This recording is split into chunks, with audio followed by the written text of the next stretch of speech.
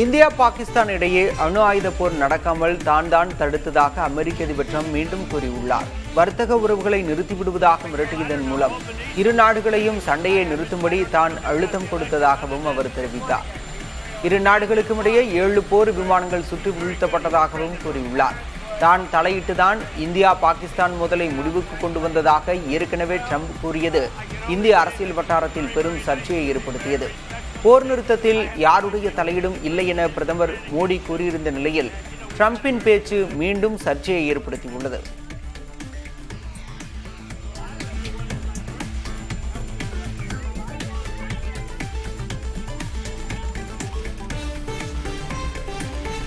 காசா நகரை முழுவதுமாக கைப்பற்றும் பொருட்டு இஸ்ரேல் தாக்குதலை தீவிரப்படுத்தியுள்ள நிலையில் பெரும்பாலான மக்கள் வேறு இடங்களுக்கு புலம்பெயர தொடங்கியுள்ளனர்.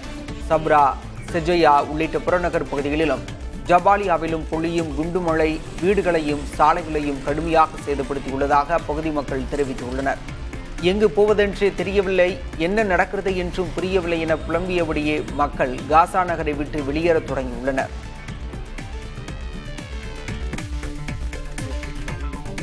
இந்து ராஷ்டிரியத்தின் நோக்கம் அதிகாரத்தை பிடிப்பது அல்ல, மாறாக நீதியையும் சமத்துவத்தையும் பரப்புவதே என RSS தலைவர் மோகன் பகவத் பேசியுள்ளார். டெல்லியில் நடைபெற்ற RSS நூற்றாண்டு விழா கொண்டாட்டத்தில் பேசிய மோகன் பகவத், ஹிந்து என்ற அடையாளம் தேசத்திற்கு செய்ய வேண்டிய பொறுப்பை உணர்த்துகிறது என தெரிவித்தார். ஒரு சமூக மாற்றத்திற்கு தயாராகும் போது ஒவ்வொருவரும் அதில் தங்கள் பங்களிப்பை செலுத்த வேண்டும் என அவர் கேட்டுக்கொண்டார். இஸ்லாமியர்கள் அல்லாஹ், இறை தூதர், குரான் ஆகியவற்றை நம்புகின்றனர் என தெரிவித்த மோகன் பகவத், அதே போல இந்துக்கள் ஈஸ்வரனையும் வேதங்களையும் பிற தெய்வங்களையும் நம்புகின்றனர் என குறிப்பிட்டார். முன்பு தங்களை எதிரிகளாக நினைத்தவர்கள் இன்று நண்பர்களாக பார்க்கின்றனர் என்று தெரிவித்த மோகன் பகவத், கடந்த காலங்களில் யாரையும் RSS எதிரிகளாக பார்த்தது கிடையாது என சுட்டிக்காட்டினார். பாரதியம், ஹிந்து, சனாதனி என்ற சொற்களின் பொருள் ஒன்றே எனவும் மோகன் பகவத் கூறினார். 3 நாட்கள் நடைபெறும் இந்த விழாவில் RSS அமைப்பு குறித்து பல்வேறு விவாதங்கள் நடைபெற உள்ளன.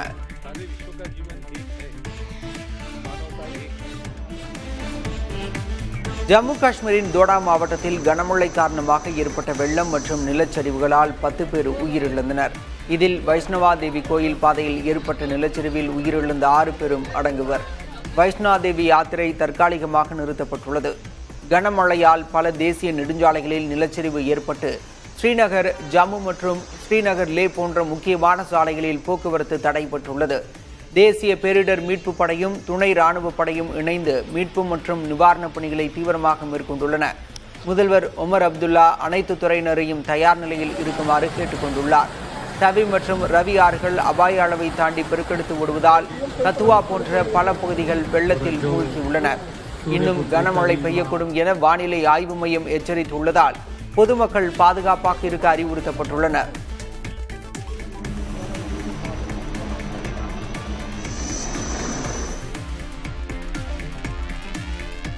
இப்படி வெறும் முகப்பு வாசலுடன் மட்டுமே காட்சியளிக்கும் இந்த கட்டடம் மணாலியின் அடையாளமாக திகழ்ந்த புகழ்பெற்ற ஓர் உணவு விடுதி என்றால் உங்களால் நம்ப முடிகிறதா? லே மணாலி நெடுஞ்சாலையில் சுற்றுலா பயணிகளின் விருப்ப உணவகமாக செயல்பட்டு வந்த இந்த பஞ்சாபி ஹோட்டலை காட்டாற்று வெள்ளம் வாரி சுருட்டி இருக்கிறது. அங்கு பீஸ் ஆற்றில் ஏற்பட்ட வெள்ளத்தால் உணவகத்தின் கட்டடம் காணாமல் போயுள்ளது. இதனை பார்த்து அதிர்ச்சி அடைந்திருக்கும் உள்ளூர்வாசிகள் ஆற்றங்கரையோரம் கட்டடங்களை கட்ட அனுமதிக்க கூடாது என இணையத்தில் குரல் எழுப்பி வருகின்றனர். இது ஒரு புறம் இருக்க, மேகவெடிப்பு, கனமழை, காட்டாற்று வெள்ளம், நிலச்சரிவு என இயற்கை சீற்றத்தால் தவித்து வரும் இமாச்சல பிரதேசத்தில் இன்னும் மழை ஓய்ந்தபாடில்லை. பல்வேறு மாவட்டங்களிலும் மழை வெளுத்து வாங்கி வருவதால் திரும்பும் திசையெங்கும் வெள்ளக்காடாகவே காட்சியளிக்கிறது.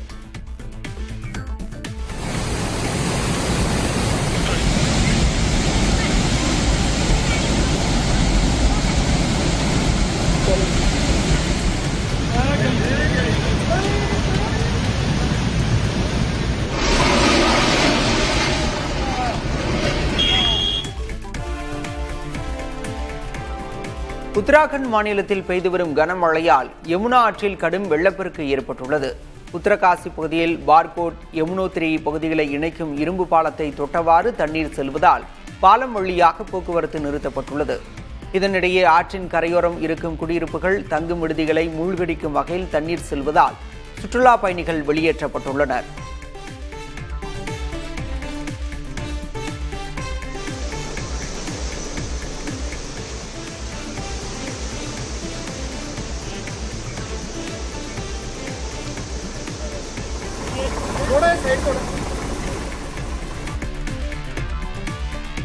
பஞ்சாப், இமாச்சல் உள்ளிட்ட வட மாநிலங்களில் பெய்து வரும் தொடர் மழையால் கல்வி நிறுவனங்களுக்கு விடுமுறை அளிக்கப்பட்டுள்ளது. பஞ்சாப் மாநிலத்தில் கனமழை காரணமாக அனைத்து பள்ளிகளுக்கும் வரும் 30ஆம் தேதி வரை விடுமுறை அறிவிக்கப்பட்டுள்ளது. இமாச்சல் பிரதேசத்தில் மாண்டி, பதாகர், பாலிஜவுகி, கட்டவுலா ஆகிய மாவட்டங்களில் கல்வி நிறுவனங்களுக்கு விடுமுறை அறிவிக்கப்பட்டுள்ளது. மாணவர்களின் கல்வி பாதிக்காத வண்ணம் ஆன்லைனில் வகுப்புகளை நடத்தவும் உத்தரவிடப்பட்டுள்ளது. ஜம்மு மாவட்டத்தில் மழையால் அடிக்கடி வெள்ளப்பெருக்கு, நிலச்சரிவு ஏற்படுவதால் இரவு நேர ஊரடங்கு உத்தரவு பிறப்பிக்கப்பட்டுள்ளது.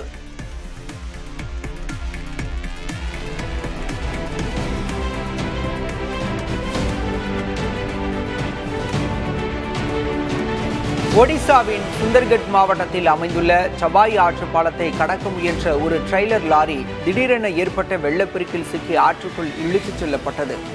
லாரியின் ஓட்டுநர் சுஜித் வெள்ளத்தில் அடித்துச் செல்லப்பட்ட நிலையில் அவர் உயிரிழந்திருக்கலாம் என அஞ்சப்படுகிறது.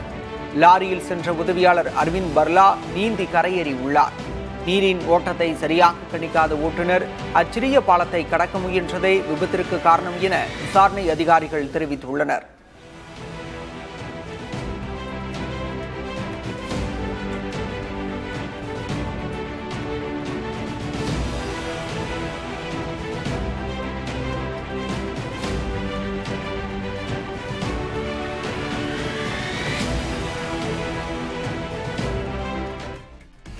உத்தரப்பிரதேசத்தின் பிரயாக்ராஜ் நகரில் கங்கை ஆற்றின் மீது கட்டப்பட்டு வரும் 6 வழி பாலத்தின் கட்டுமான பணியின் போது ஒரு ராட்சத தூண் அதை ஏற்றி வந்த ட்ரக்குடன் ஆற்றுக்குள் கவிழ்ந்து விழுந்தது. கிரேன் உதவியுடன் ட்ரக்கிலிருந்து தூணை இறக்கும் போது அது சமநிலையை இழந்ததால் இந்த விபத்து ஏற்பட்டது. நல்வாய்ப்பாக அங்கிருந்த ஊழியர்கள், அதிகாரிகள் உயிர் தப்பினர். விபத்துக்கான சரியான காரணம் குறித்து அதிகாரிகள் விசாரணை நடத்தி வருகின்றனர்.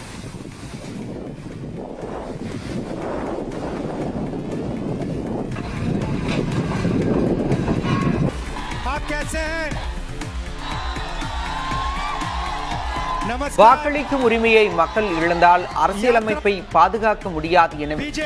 எனவே மக்கள் தங்கள் வாக்குரிமையை பாதுகாக்க வேண்டும் என்று ராகுல் காந்தி தெரிவித்துள்ளார்.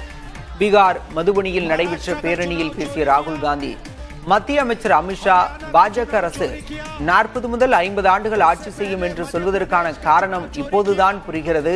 அவர்களின் வாக்கு திருட்டு குஜராத்திலேயே தொடங்கிவிட்டது என குற்றம் சாட்டினார்.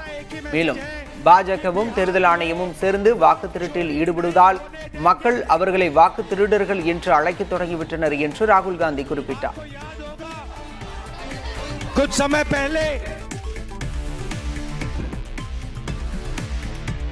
மருத்துவ படிப்புகளில் வெளிநாடு வாழ் இந்தியர் ஒதுக்கீட்டில் நடக்கும் மோசடிகளை தடுக்க மத்திய அரசு புதிய விதிமுறைகளை கொண்டு வந்துள்ளது. இனி NRI ஒதுக்கீட்டில் விண்ணப்பிக்கும் மாணவர்களுக்கு பெற்றோர்கள் மட்டுமே பாதுகாவலர்களாக இருக்க முடியும். முன்பு மாமா, அத்தை போன்ற உறவினர்களும் பாதுகாவலர்களாக இருந்து போலி ஆவணங்கள் மூலம் தகுதியற்ற மாணவர்களை சேர்த்ததாக புகார்கள் எழுந்தன. இந்த புதிய விதிமுறைகள் உண்மையான வெளிநாடு வாழ் இந்தியர்களின் பிள்ளைகளுக்கு மட்டுமே வாய்ப்பு கிடைப்பதை உறுதி செய்யும் என கூறப்பட்டுள்ளது. சமீபத்தில் மேற்கு வங்கம் மற்றும் ஒடிசாவில் நடந்த 18,000 கோடி ரூபாய் மதிப்பிலான போலி NRI சேர்க்கை மோசடியை அமலாக்கத்துறை வெளிப்படுத்தியதை தொடர்ந்து இந்த நடவடிக்கை எடுக்கப்பட்டுள்ளது.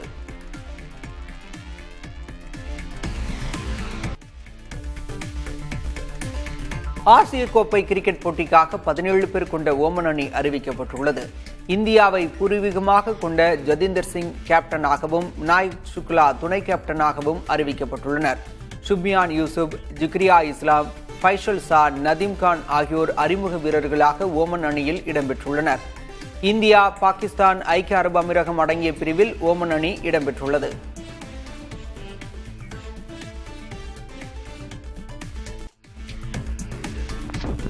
உத்தரப்பிரதேசத்தைச் சேர்ந்த அறிவியல் பட்டதாரி ஒருவர் 1 லிட்டர் பெட்ரோலுக்கு 176 கிலோமீட்டர் மைலேஜ் தரும் 6 ஸ்ட்ரோக் என்ஜினை கண்டுபிடித்து அசத்தியுள்ளார். பிரயாக்ராஜ் நகரைச் சேர்ந்த ஷைலேந்தர் குமார் தனது சொத்துக்களை விற்று கடந்த 10 ஆண்டுகளாக இந்த ஆய்வில் ஈடுபட்டு வந்துள்ளதாக தெரிவித்துள்ளார். இந்த என்ஜினால் கார்பன் மோனாக்சைடு மற்றும் ஹைட்ரோ கார்பன் வாயுக்களின் வெளியேற்றம் குறையும் என்றும் ஷைலேந்திர குமார் தெரிவித்துள்ளார்.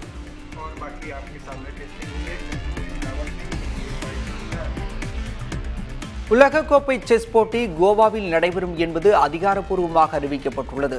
இதன் மூலம் உலகக்கோப்பை செஸ் போட்டியை முதன்முறையாக நடத்தும் பெருமையை இந்தியா பெறுகிறது. வரும் அக்டோபர் மாதம் 2ஆம் தேதி தொடங்கி அந்த மாதம் இறுதி வரை இந்த போட்டித் தொடர் நடைபெற உள்ளது. இந்த உலகக்கோப்பை போட்டியின் வெற்றியாளர்கள் அடுத்த கேண்டிடேட்ஸ் போட்டிக்கு தகுதி பெறுவார்கள். இது உலக செஸ் சாம்பியன்ஷிப் போட்டிக்கான இறுதி தகுதி சுற்று என்பதால் இந்த போட்டி சர்வதேச அளவில் முக்கியத்துவம் பெறுகிறது.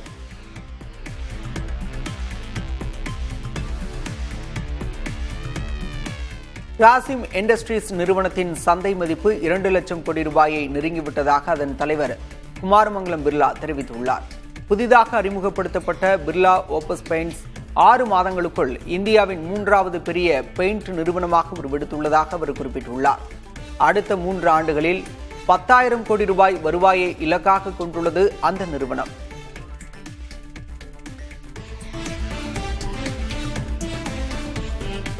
உலக அளவில் இணைய பயன்பாட்டில் இந்தியா 806 மில்லியன் பயனர்களுடன் 2ஆம் இடத்தில் உள்ளது.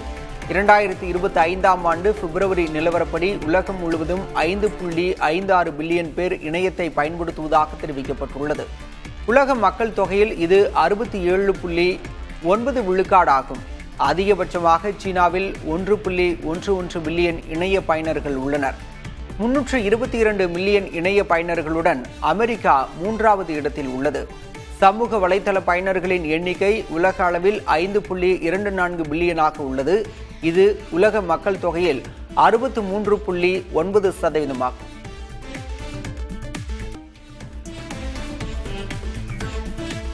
காசாவில் இஸ்ரேலின் தாக்குதலில் உயிரிழந்த 245 பத்திரிகையாளர்களின் படுகொலைக்கு ராய்ட்டர்ஸ் செய்தி நிறுவனம் துணை போனதாக அங்கு பணியாற்றிய பெண் பத்திரிகையாளர் ஒருவர் குற்றச்சாட்டை முன்வைத்துள்ளார்.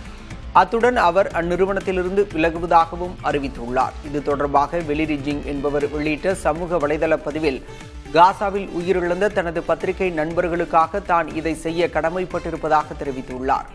இஸ்ரேலின் அடிப்படையற்ற குற்றச்சாட்டுகளை ராய்ட்டர்ஸ் போன்ற ஊடகங்கள் தொடர்ந்து பரப்பி வருவதாகவும், ராய்ட்டர்ஸ் தனது நிறுவனத்தின் பத்திரிகையாளர்களை இஸ்ரேலின் தாக்குதலிலிருந்து காப்பாற்றவில்லை என்றும் குற்றம் சாட்டியுள்ளார்.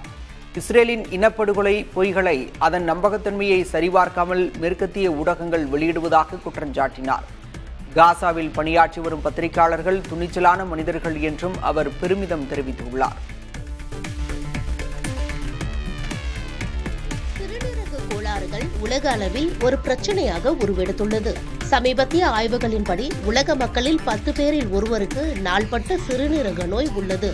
நாம் உண்ணும் உணவு முதல் குடிக்கும் நீர் வரை அனைத்தையும் வடிகட்டி நம் உடலை சுத்தமாக வைத்திருக்கும் 2 சிறிய உறுப்புகள் தான் சிறுநீரகங்கள்.